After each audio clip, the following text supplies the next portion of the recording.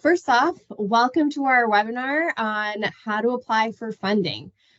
We here at the Business Consortium Fund are super excited that you've chosen to spend part of your Friday morning or afternoon with us. And we really hope that we're able to provide you with the tools necessary to apply for funding. We hope this is a start to more webinars to come. And if there are any topics that you want us to cover in the future, definitely reach out to us and we're happy to weave it in. So I'm Camelia. I am the Director of Small Business Lending here at BCF, and we'll just talk a little bit about the agenda and what we're going to be covering today. It's pretty straightforward. We'll talk a little bit about the rest of the lending team, about BCF, who we are, what we offer. And then we'll go into what you should be considering when applying for financing, what tools you need, and then kind of going into what are BCF's eligibility guidelines, what documentations should you have on hand when you're filling out that application. And then we recently changed our application platform. So one of our colleagues will be taking a little time to go through that process with you and make sure that from the time that you're signing up to the time that you're uploading documents, so you get a full 360 view on how that process is working. And then at the end, we reserved about 15 minutes or so for questions. So the Q&A function is enabled on everyone's teams. So at any point during the webinar, please feel free to go in and post your question. We'll have someone on our team monitoring it. So we'll get to responding to those questions during the Q&A session. And with that, we look forward to a lovely dialogue. And I'd like to introduce you to the lending team. The four of us on this call, we're the people that interact with the borrowers. We're the people working with you, underwriting with you, presenting your deals to loan committee. So any questions that you have, this is the ideal dream team you have to ask them to, because we're hoping we can help you. So with that, I'll let Ruben introduce himself here. Good afternoon and morning to the folks in the Central and Western time zones. Glad to see you all here, and thank you for joining us. I think this is a great opportunity for you to understand who we are and what we have to offer and how to go about applying for a loan. I think you're going to get a lot out of this. My name is Ruben Rodriguez, and I am the Chief Lending Officer for the Business Consortium Fund. I've been here since 2012. So I've been through a lot, and it's been a rewarding experience. I had, before the BCF, I had been in banking, in commercial banking, all in community development. So my heart has always been in community development lending. So I bring a lot of experience from that point of view. And I look to transfer that experience to all our MBEs, our applicants in the MBE world. And that being said, I'm going to transfer it over to Elba Garcia, our loan administrator. You're on mute. I'm sorry. Hello, everyone. My name is Elba Garcia, and I've been with the Business Consortium for 26 years. I'm very happy to have you all join this webinar. I will be working with you more on the loan operation, loan servicing side. So if you have any question regarding that, you can ask that question to me. And like I said, happy to have you all here. And I will pass it now to Jober Richards, our small business and loan underwriter. Thanks, Elba. Good afternoon, good morning, everyone. My name is Jober Richards. I'm one of the underwriters here at BCF. I'm the one that will probably asking you all the questions and getting all the updates and documentation from you and working with you to get the loan approval that we hope to get to you so that we can get money to you and access to capital. I've been with BCF almost a year. Kind of embellishing a little bit more, 8 months or so, but I'm very excited to be with the BCF team and happy to have you all here on this call. And with that, I give it back to Camila. Okay.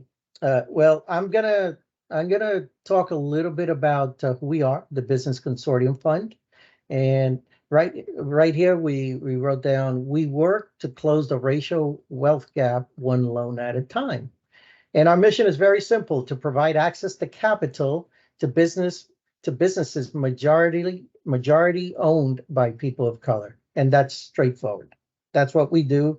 We've been doing this for quite a long time, and we hope to continue doing that. And we have a great relationship and a great partnership with the NMSDC. Next slide. This is just an executive summary. You know, we're the only CDFI focused on supply diversity. There's a lot of CDFI, and CDFI, just to be clear, is Community Development Financial Institutions, which are certified by the U.S. Treasury Department. So that's what we're certifying. We're just certified to provide access to capital, provide loans and or term loans, lines of credit, or any type of financing to those businesses that are disadvantaged. So that's our goal. That's based on the Community Development Financial Institution designation. Like I mentioned, 100% of our loans are made to business owners of color. So it's straightforward. That's what we do. We've been doing that since 1987, which is really the next point over. We've done over $228 million in loans since 87, and we've helped 950 businesses. Now, these are numbers that are 2022, so we've done quite a bit after that. So we are approaching over 1,000 businesses and over $35 million in new loans. Our team has a lot of experience. So if you just add everything up, we have over 100 years of experience in our team. So you're getting the best of the best. We got a great team, and we're going to be expanding on that team as we do more loans. So we're just glad to be here and help you move forward with your business loan request. And we're deeply embedded in the supply diversity ecosystem, and that makes us a conduit to business owners of color. Next slide. All right. And Camelia Lejeune will talk about the BCF loan products. All right, thanks, Ruben. So we provide various loan types. In general, we provide loans as small as $5,000 up to about 1.1 million. We do have microloans, so that's pretty much, we consider any loan that's up to 100,000, and those are term loans, usually for a period of about 5 years. Right now, within the microloan program, we have a promotional product known as the ITT loan, which is a $15,000 term loan at 3% for 36 months for any IT related costs. This could be software, equipment, hiring a part-time person, whatever the need may be. And considering the interest rate climate we've been in, a lot of our borrowers have found this to be very compelling.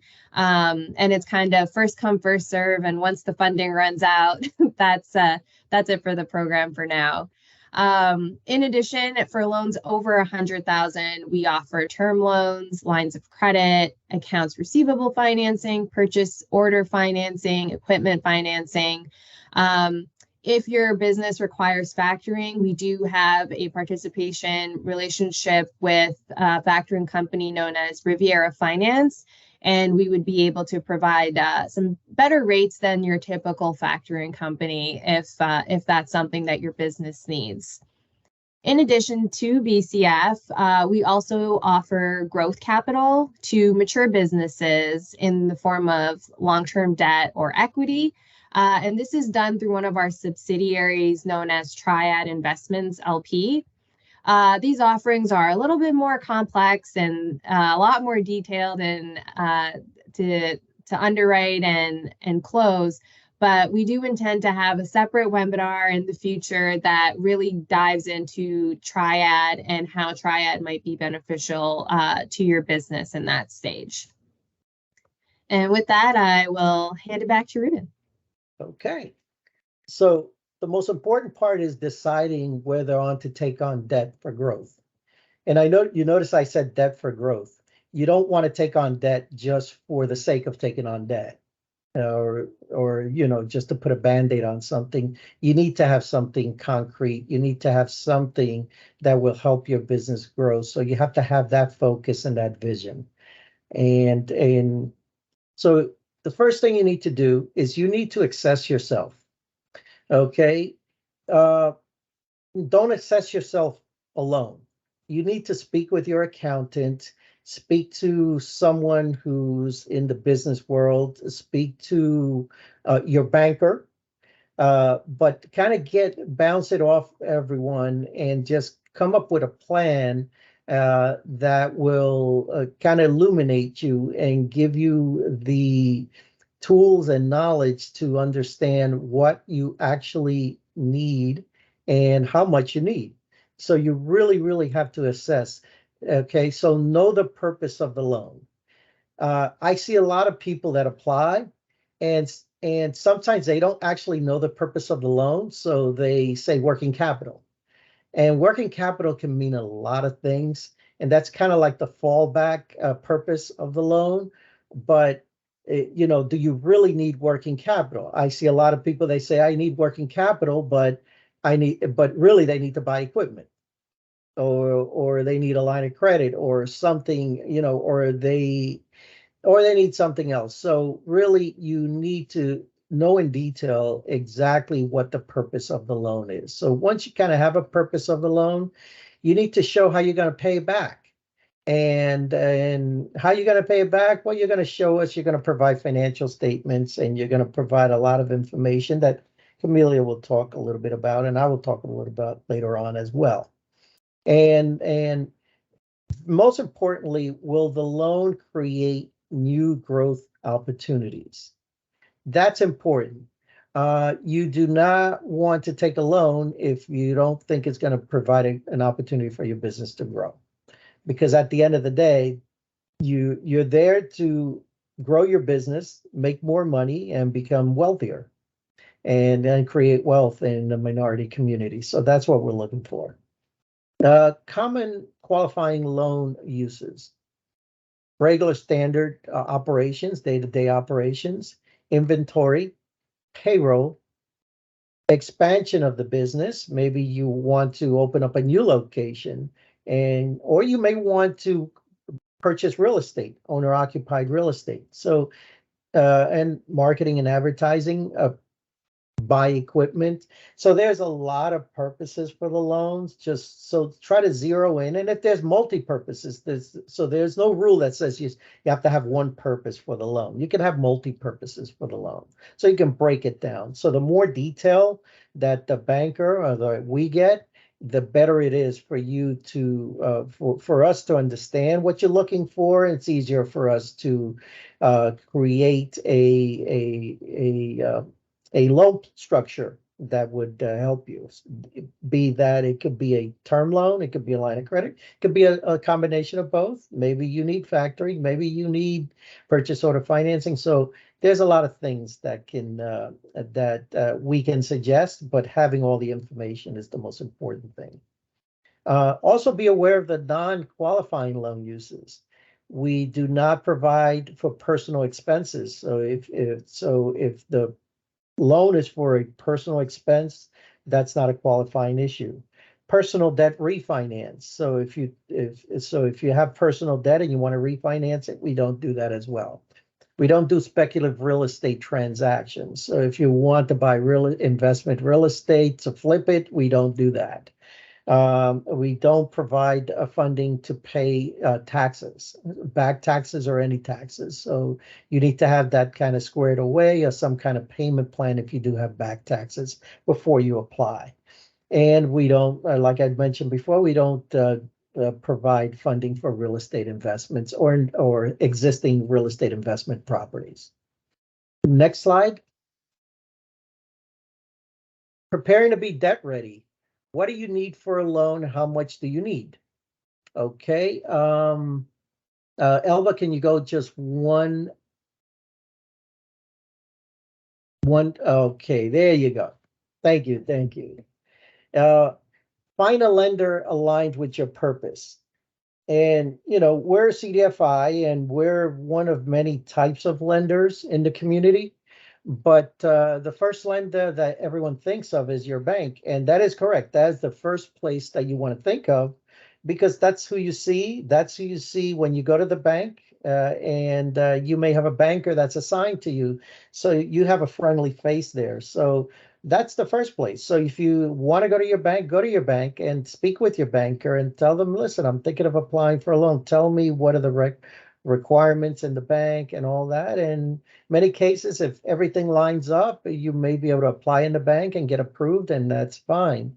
Sometimes it doesn't work that smoothly. So the bank may say, well, we really don't lend to your type of business. So that's when we have specialty lenders and we have community development lenders like the BCF. So, so there are lenders for different types of niches and different types of businesses that different types of purposes. So just be aware of that. The bank doesn't do everything, but yes, you should go to the bank first and find out what, find out what they're asking for. Um, uh, Gather tax and financial documents. That's important. Have your taxes up to date. We understand that if you're applying in the first quarter of the year, your taxes are not done. But you need a loan right away. So what you do is you go to your accountant and have them either create compiled or reviewed financial statements from the prior year. That we have something that we can review and it's coming from an independent source. For those applicants who have their tax returns ready, then yeah, submit your tax returns. And later on in the year, I would say after June, then you're going to have to start submitting your tax returns for the prior year. And you're going to have to provide interim financial statements, so year-to-date financial statements in the current year as well. So keep that in mind that we really need to know what's going on right now. So we don't want to see anything that's older than 90 days. So we want to just, keep within that 90-day range to see what's going on in your business. Okay. Very important. Go to annualcreditreport.com and look at your personal credit history, all the guarantors. So we do look at 90% of the business owners, of the business ownership of the entity. So 90%, up to 90%, we would want them to be guarantors. So look at your credit report. For larger deals, we're probably going to need, a 650, 680 credit score and forward. And for small deals, especially that $15,000 IT loan, we're going to need at least a 620 credit score. So get your score. Go to Annual Credit Report. The report itself is free, but if you want a credit score, I think they charge you. They charge you a minimal amount. It's not a big, not a big number. Be prepared to explain any current bankruptcies, tax liens, judgments, and unresolved litigation. That's if you do have any of those situations, I would put it on paper, the explanation, because we're going to see it when we start pulling reports. We're going to see all these things. And if we have an explanation up front, the process goes smoother. We can discuss it with you. We could probably overcome it. We try to overcome it in most cases. So put an explanation on paper. That makes it the process a lot smoother because now we have to go back to you and ask why do you have a tax lien? Why did you have a bankruptcy in the past? Why do you have a judgment right now? What's going on with that litigation? So we want to know about that up front. And we understand sometimes you don't even know you have litigation. Sometimes you don't know you have a tax lien or something like that. But for up to the best of your knowledge, I would put it on paper and send it in with the application or upload it with the application. Rule of thumb: you should the loan amount should be no larger than 30% of your revenues. It's not you don't have to. It doesn't have to be exactly 30% of your revenues. There are situations where the loan would exceed 30% of your revenues, but rule of thumb. So if your revenues were $1 million, you should not be applying for anything over $300,000 unless you're purchasing a real estate property, a commercial property that's probably worth $1 million, but you're financing it long term, 20 years or something like that. Then that's probably something that can be done. But if you're applying for a commercial loan, working capital, equipment, and all that stuff, you really don't want to you don't want to apply anything for more than 30% of your gross revenues. Next slide. Okay. Our objective is to know if the borrower can repay the debt. And we look at a lot of things we consider. So repayment of debt is number one. So does your business generate sufficient cash flow to repay the debt? So we look at a couple of things. We look at income statement, we look at the balance sheet, we look at the management experience, we look at the personal credit history of the owner, and we look at the collateral that's available for the loan. Income statement, obviously cash flow. What are your revenue trends? Are your gross revenues, trending increased or trending downward? So they're either trending upward or downward. Is the business profitable? Is the business generating sufficient cash flow, EBITDA, which is earning before depreciation, interest, EBITDA, earnings before interest, taxes, depreciation, and amortization. So look at that, and that's really how we determine cash flow. We look at your balance sheet, the financial condition of the company. Is the company solvent? A lot of business owners don't understand their balance sheet or don't pay attention to it. But a balance sheet is important because it shows the cash position, it shows what current working capital, it shows your equity. So it shows a lot. And when you have, we get a lot of balance sheets that show negative equity, and they come to us because they got declined by the bank and they understand why. If your balance sheet shows negative equity or shows a lot of leverage, which means your debt to equity ratio is high, commercial banks will decline you. So please don't ignore the balance sheet. Work the balance sheet with your accountant and make sure it's up to date. When you come to us in BCF, if you have some balance sheet issues, we'll work with you. We'll try to incorporate the loan into improving the balance sheet. Management experience, we look at management, we look at ownership, we look at key employees. We look at this type of business and what have you done in the past? Have you run this type of business in the past? How much experience you've had running this type of business? So we look at a lot of things with regards to the background of the management. So that's why we ask for bios and resumes of the ownership and key employees. You look at the personal credit history of the employees. Very important, of the business owners. Very important because, statistics say that you really run your business credit just like you run your personal credit. So your personal credit history is very important. So if it's really poor, that is a concern to us, and we want to know why, and we try to figure out a way how to move forward if there is a path to move forward. So personal credit history is very important. And last but not least is collateral. Business or personal assets. We look at the business assets first. Or do we have access to the business assets? Do we have first position on those business assets? Are there other loans in place that are not going to be refinanced, that are going to put us in a position that's subordinate to the senior loan? So we look at those things. So do we have sufficient collateral? If we have a collateral shortfall, what outside assets are available? Many times the outside assets, the primary outside asset is equity on the personal real estate of the owner. So there are other assets that we can look for, outside assets, internal assets. So we try to have sufficient collateral coverage just so in the case of liquidation, we can be made whole or partly whole. Next slide. Are you ready to apply? And that's why you're all here. So without further ado, I'll turn it over to Camelia. Thanks, Ruben.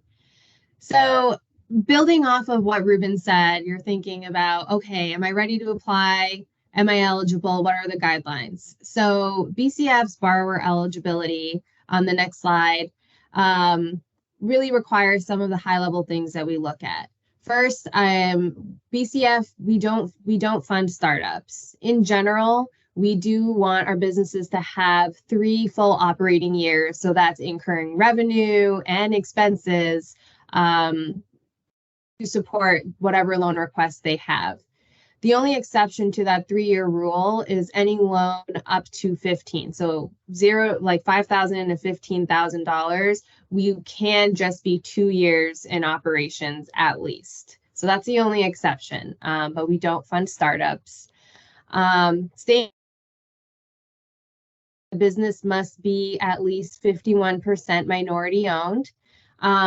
While being certified isn't mandatory for us to provide a loan, we do highly encourage it. We do highly encourage an MSDC certification, WeBank, any federal or state certifications, because they really do open up business opportunities for you in a way that you might not have been able to generate business. So definitely something that if you're not certified, we do encourage you to kind of look into it and start the process of doing so, because it will open some additional doors for you. As Ruben mentioned, any owner, whether it's a person or an entity that owns 10% or more of the business, they will be required to provide a guarantee. So what we will typically ask of that person or entity is returns. So just keep that in mind. And then one of the most important things that like myself, Joubert, Ruben, we all look at is, can your business support the debt that you're asking for? Like, does it cash flow to cover, the potential debt from BCF plus any other obligations? And we really want to see a minimum of a 1.20 debt service. So, when you're looking at what number of funding to apply for, put some thought behind, like, could I support this type of payment? Where in the realm of things, like, is it 30% of my revenue? Can at the end of my net cash flow, could I cover this and still have a good reserve to continue to grow my business?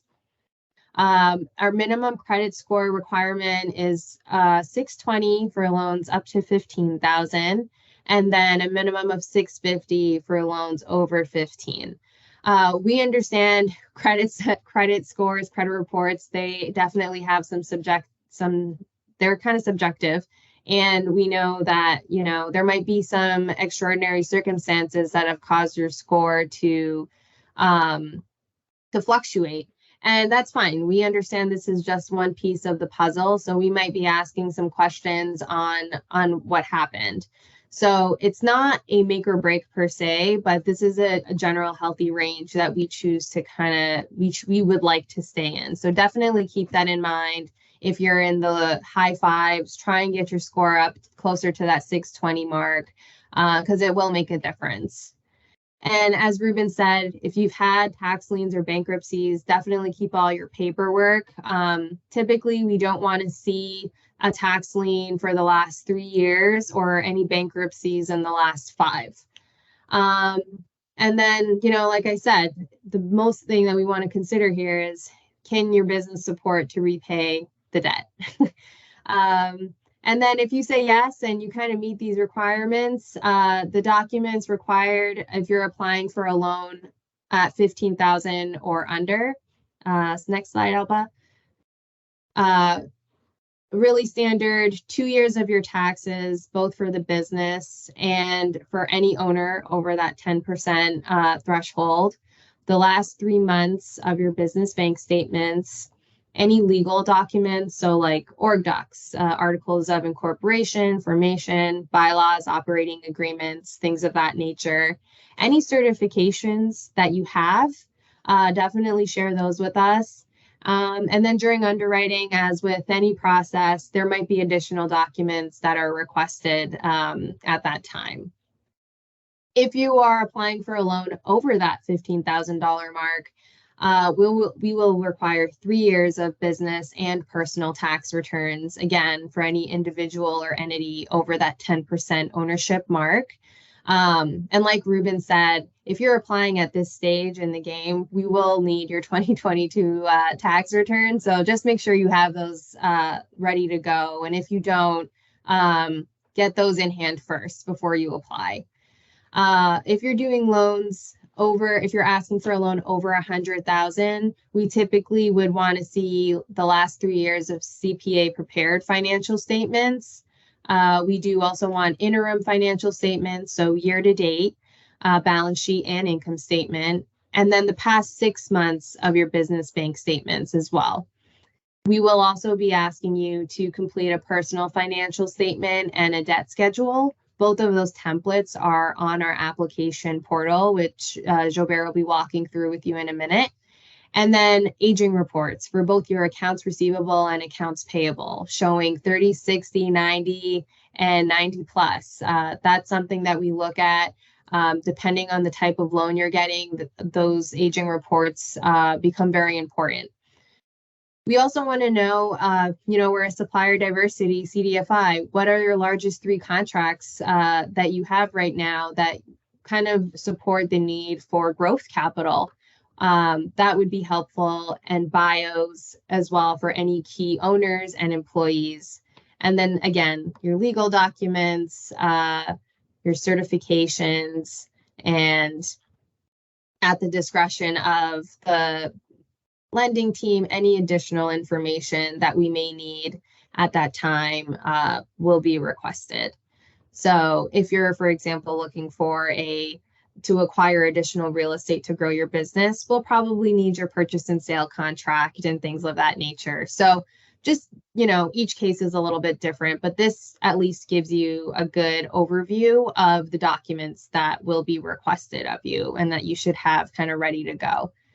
And with that, I will turn it over to Jobert to walk you through the loan process, the application process, sorry.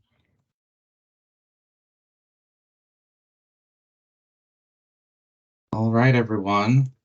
What we thought we'd do was just be able to show what the loan process actually looks like, how to fill out the application, answer any questions as we go through when we get to the Q&A portion.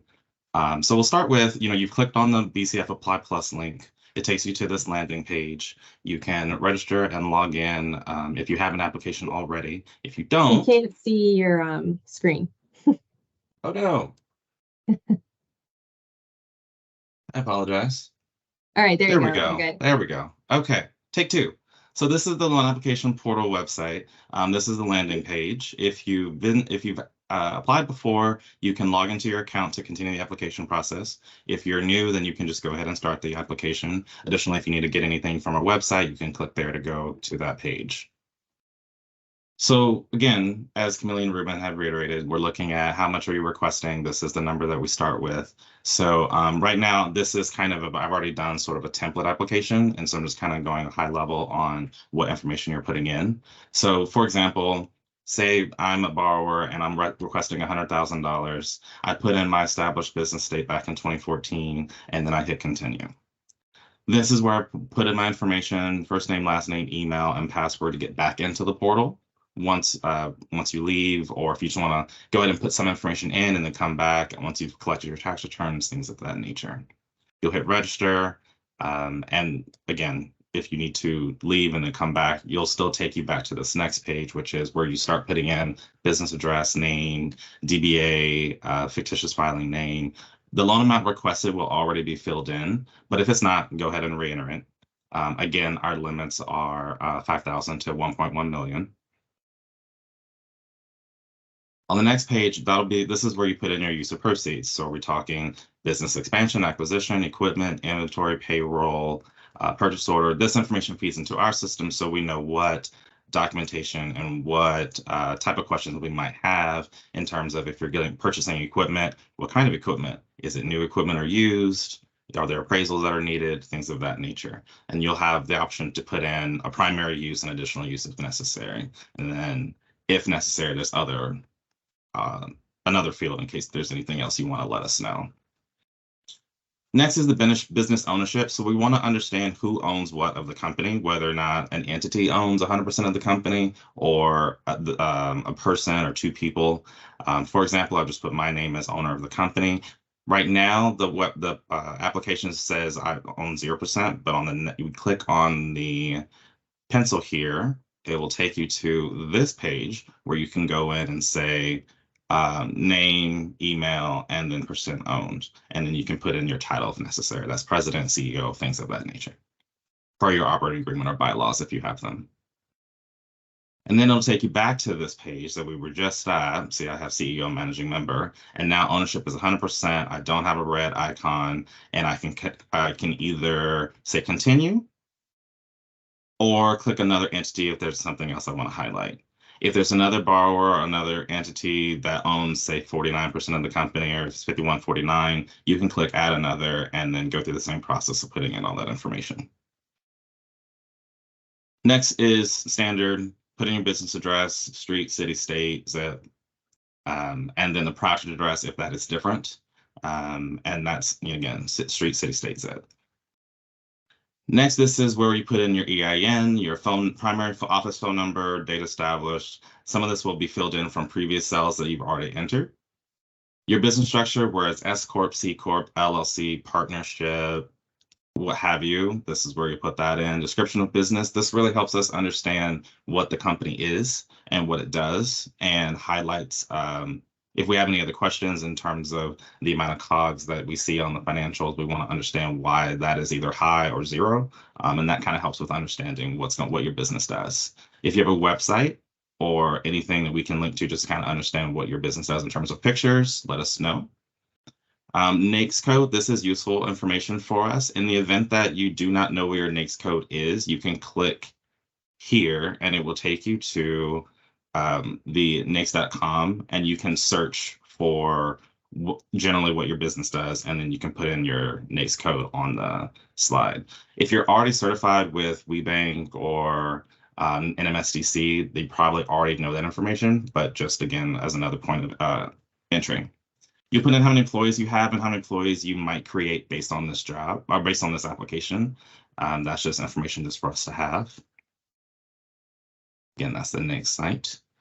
Once you finish that page, you come here to additional business questions where we just want to understand taxes. If you have taxes that are past due, if you have filed bankruptcy, judgment, things of that nature, this is where we kind of go in and fill that information out. If you are certified, you'll let us know. MSDC, that's the supplier diversity corporate community, WeBank, federal, state, or other.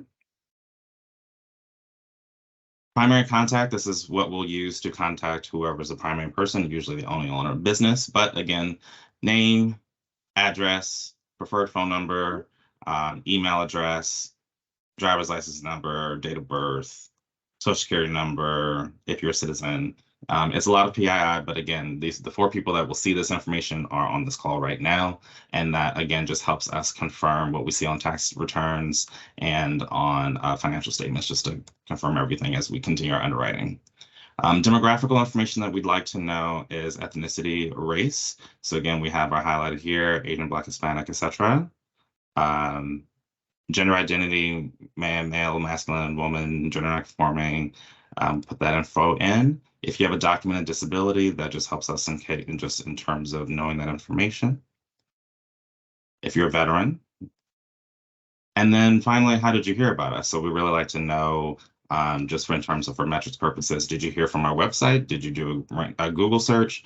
Are you NMSDC regional counsel? Were you on social media? Is someone an existing client? That kind of thing. Put that in, hit continue. This is the authorized representative statement. So we will be pulling a hard credit report for a hard pull of your credit report. That does not happen until we're pretty much done with underwriting and we know we're going to issue an approval. And this is the last thing that we need to reach out to you and say, hey, please unfreeze your credit. And we only take TransUnion's credit report. So it's only one credit report that you have to unfreeze. And again, we'll let you know, okay, this is where we are. This is what we're getting ready to do. Please unfreeze your credit for the day. We'll go ahead and pull it real quick, and then you can go back and freeze it. You'll hit I agree, and then hit continue. Now you can review the application. So you go back in and just make sure that what you have and what you want to tell us is as complete as possible. You scroll down to the bottom and you'll hit continue. Once you've done that, it's going to take you to the documents page. This is where you would upload all of your documents, the tax returns, the bank statement, certification. This will change based on your loan amount. The system will automatically say, oh, we do need more information or we need less information. You'll recall I requested $100,000, so you'll see that I now need the 20, 21, and 22 personal and business tax returns. Any legal documents, bylaws, articles of incorporation. This is stuff that's usually filed with the Secretary of State. So if you have that information available and on hand, that'd be great to go ahead and upload that so we can have access to it. The personal financial statement and schedule of debt, business debt. These are the documents here that Camelia alluded to that you could download, fill out, and then re-upload. Once you do that, you'll upload document, hit the upload button here, and it'll, this is the personal financial statement that you can download, and the cells are editable and you can fill in and then re-upload. Once you do that, you'll upload, it'll pop up with a little window so you can find the documents and hit upload. Once you're done with that, you do done uploading documents, and it takes you to this landing page, which is just kind of a summary of everything. You have your applicant, your primary applicant. I'm missing documentation because I haven't finished uploading everything. I got to go find a couple tax returns and I'll come back and log back in to do all of that. So that's kind of a quick and dirty approach to how to fill out an application for us. But suppose you want to ask a question or just make sure, make us aware of, hey, I know I'm not done uploading documents, but I do want to make sure you know that I'm going to come back. You can go here and do view and send messages. And what that's going to do is take you here. You can hit new message, it'll pop up and you can tell us, hey, just want to let you know this is what's going on, or just want to check in on status. It's been a little bit. Is there anything that you need from me? Can we schedule a call just to kind of make sure we're all on the same page? And this information gets to us, and then this portal is what we end up using to get information back out to you. If we do want more documentation, you'll start seeing more boxes that pop up here, and that will allow for us to communicate, and then we move forward with the underwriting process, get your approval, and then try to get closed and funded. And I believe I want to just real quick, I apologize, I want to go back. So say you did have that second guarantor. Here we go. So say I do have another partner, you'll see I've got me and then I have Brian. We're at 5149. Any information that once you put in his information, it's going to reach out to him, and then he will be able to upload all of the same tax or his tax returns, personal information, anything else that he might have that I don't. But that is not information that I can see. That's only information that he can see, and then us as a team. So that kind of is a second catch-all to kind of protect everyone's private information. And you'll see that they haven't registered to upload documentation. We can resend the invite to kind of poke the person. And I believe that's everything I wanted to show you about that. It's a pretty easy process. But again, there's ways to reach out to us if there's any questions. There's ways to get in touch. And with that, I will return everything back to the team and we'll go to Q&A. All right. Thanks, Jobert. So at this point, we just wanted to open it up for Q&A. So I'm just going to go ahead and everyone has the ability to unmute. And if they want to share their video, they can do that too. And I will say we did get a couple questions in here that I wanted to address. The first one being is, are your loans backed by the SBA? They are not. We are not an SBA lender, and all of our funding sources come from various sources, banks, foundations, things of that nature, and they are not backed by the SBA. Let's see. Ruben, what is the lead time for starting the process and getting to approval? Well, it all depends on the loan amount and the complexity of the deal. Does it include real estate or doesn't include real estate?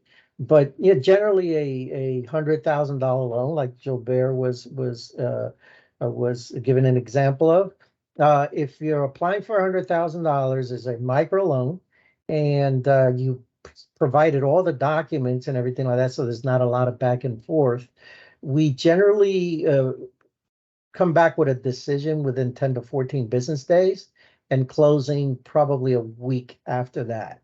So it can be a 2 to 3 week process. On the microloans, on the smaller microloans, in this together, the ITT loans up to $15,000, we could probably do that kind of deal if all the documents were submitted as requested within 2 weeks.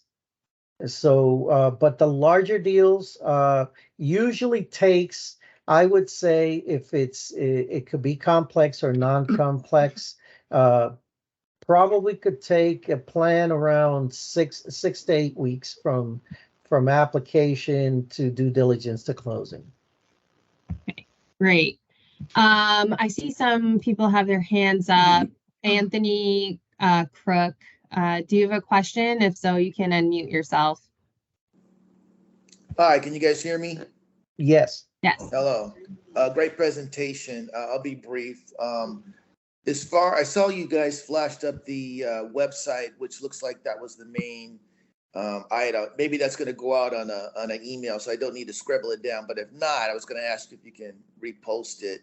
And then my second question had to do about, I noticed you said no startups, but then you had some clarification on that as far as operating 3 years. So I wanted to find out, so for companies like myself, I've been in business a couple of years, but I'm still zero revenue.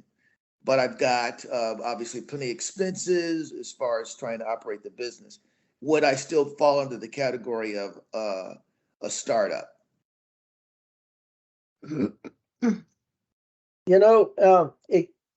You're technically not a startup, but if you haven't been generating revenues, you kind of are a startup, because we wouldn't have any historical revenues to analyze. So, in that being said, in that particular case is more unique to you, or it doesn't happen very often. But in that case, we'd have to see at least the business was generating revenue at least the last 2 years. Okay, thank you. Elba, can you just go to the next slide? That has all our email, our website, and the application link for folks. The other question I saw someone has their hand up for is Mikkel, and I apologize if I mispronounce your name. Hi, can you hear me? Yes. Okay, my name is Mikkel. I'm the owner of Envision Healthcare Resources. I'm actually a medical laboratory. So I've been in business since 2016, sorry. Have been having some success. And what I'm doing is I'm actually expanding. And so I did I formed another business where I invented a product, a healthcare product that we will be bringing to market, hopefully within early part of next year. We're going through the patenting process now. So in a case like that, would you accept that? Like I said, I can show that we generate over $500,000 a year so far. And so I'm piggybacking off the success of my current business. What I did was I formed a holding company to be an umbrella for both businesses, because I wanted to keep them separate. The concept that I'm bringing to market, the product that I'm bringing to market in my current business, I kind of didn't want the funds to commingle, but I formed a holding company that will, I don't know, I'm hoping the benefit of it is that I can use the other, the established business to piggyback off an application for the new business. Can you tell me if that will work, if it will, and if it will? Yes, that will work. it's a business expansion. So you have a Okay. current business or you're expanding the business. So that is Yes. business expansion. So we'll analyze the operating company, the company that's actually currently operating. We will have to ask for projections on the new entity. Okay. And there would be a cross-corporate guarantee. So Okay. in some cases, we may ask both of the businesses to be applicants, or maybe just the new business be the applicant and the existing business be a corporate guarantor. So Okay. yes, it can be done. Thank you. That sounds wonderful. All right. Thank you, Mikhail. Another question we have for the rule of thumb, does that include revolving line credits, the loan amount, or just overall debt in general?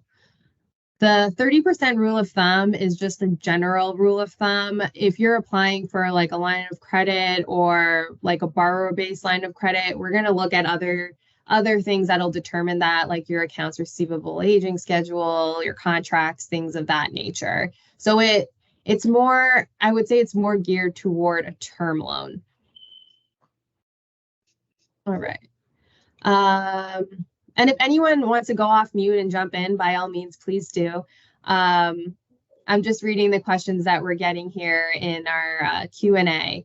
Do you offer any interest-only payment loans?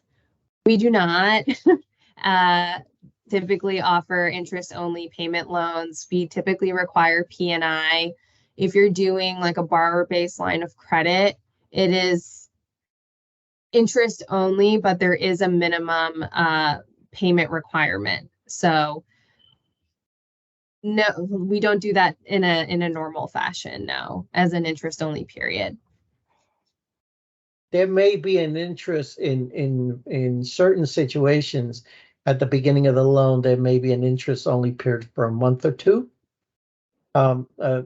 depending on the situation, but generally that's not what we do. Okay. If I were to apply for a revolving line of credit, is there a general percentage that you put up for collateral regarding your AR and inventory?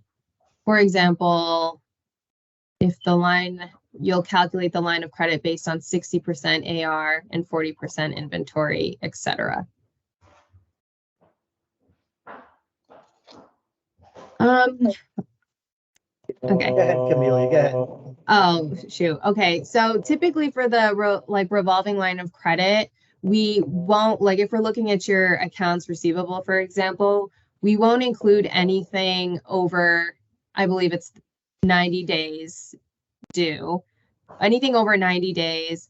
And then we'll take that out and then we'll do usually an 85%, and 85% of that is typically what we do. I don't know, Ruben, for inventory, if that works the same way. Yeah, I mean, inventory, it's probably somewhere around the 60%. So we'll include that in the equation.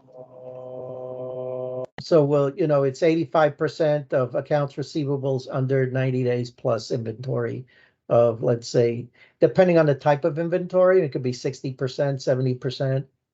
There's a certain percentage that we'll assign depending on the quality of the account of the inventory.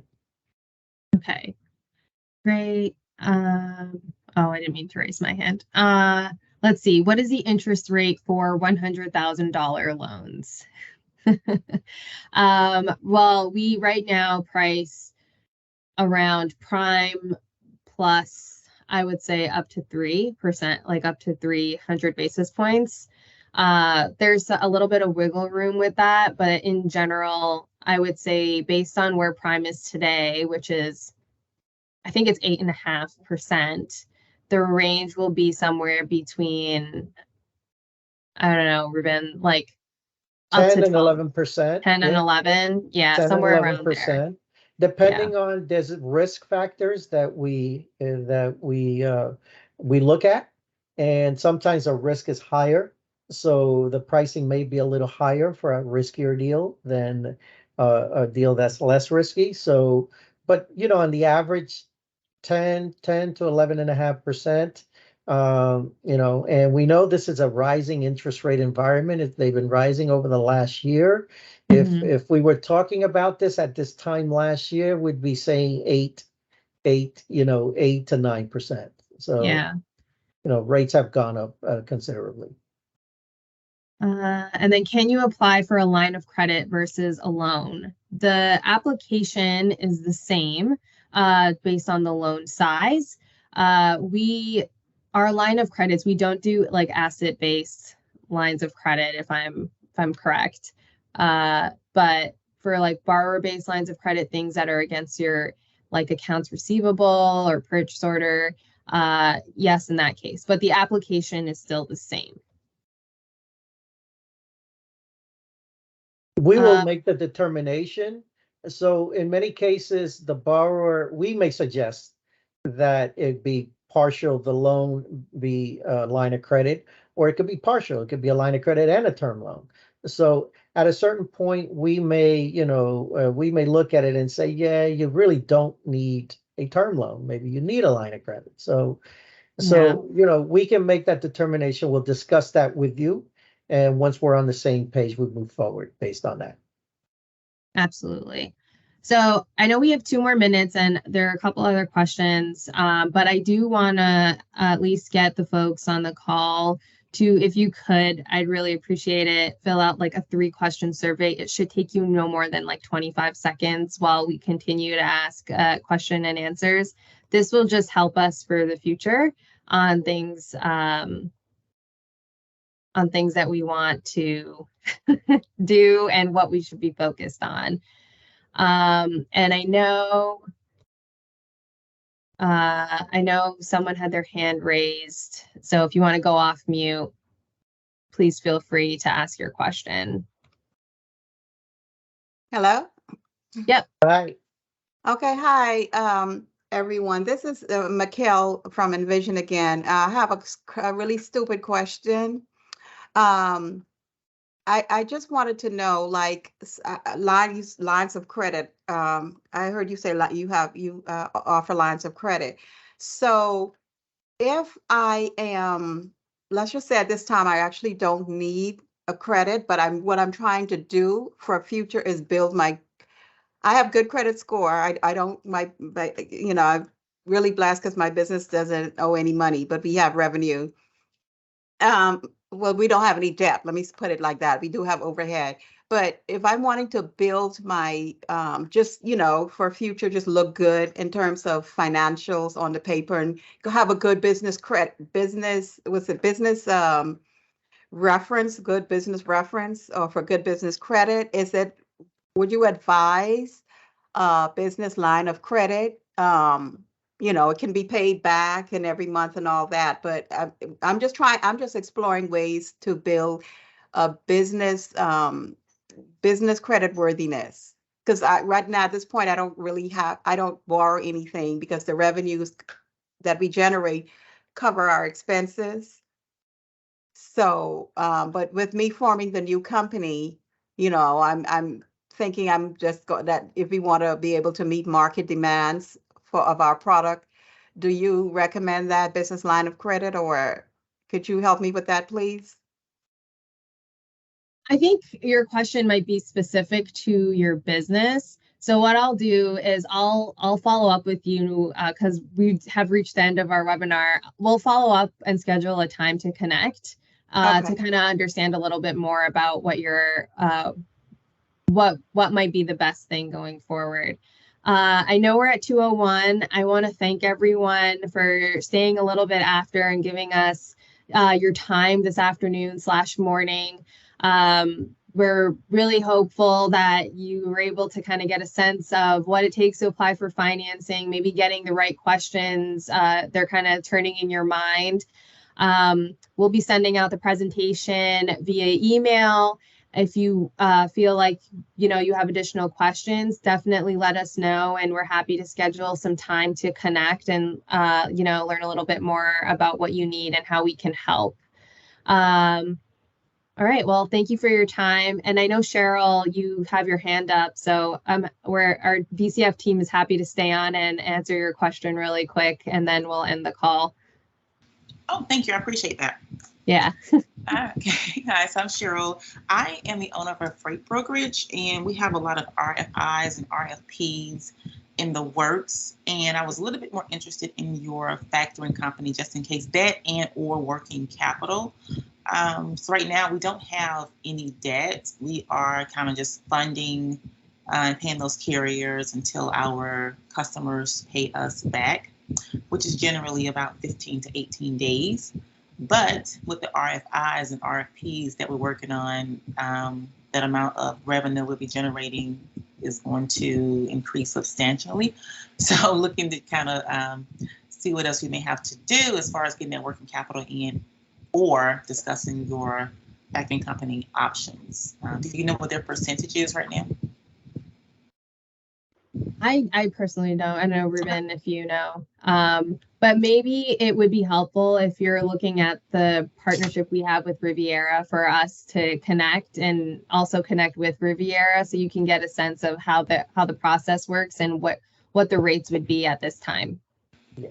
And factoring is it's an expensive tool. So you can't take it too lightly. It is an expense that's that's more than a business loan, but it can help you collect your collect your monies like right away. So if you factor, you get maybe you'll get 80% or 85 or 90% of your money up front, and the rest, not sure whatever percentage the factoring company charges you, they do the settlement, and then the rest comes back to you. So you get it up front. Company before years and years ago, then I had to buy out my invoices from the factoring company, which took about 3 months of being able to. It's like a holding pattern. You know what I mean? You have to wait until they have cleared out and paid out all of their invoices before you can start to invoice the customer directly. So I really don't want to go that route. Again, if I don't have to, that was years ago. I would prefer the working capital option, but I was just kind of curious on the factoring side if there was like a 1 or 2%, if they, just kind of what that was just in general. Well, we can talk about all those options. So we'll reach out and we'll set up a meeting, and we'll discuss all those options with you, because maybe the more expensive option is not the right option. Exactly. Okay. Yeah. So, okay. All right. Well, thank you. Thank you. Thank you, everyone, for joining. Hope you have a great rest of your day and weekend. And we'll be following up with the presentation at some point next week. All right. Have a good day. Thank you. Okay, thank you all. Bye, everyone.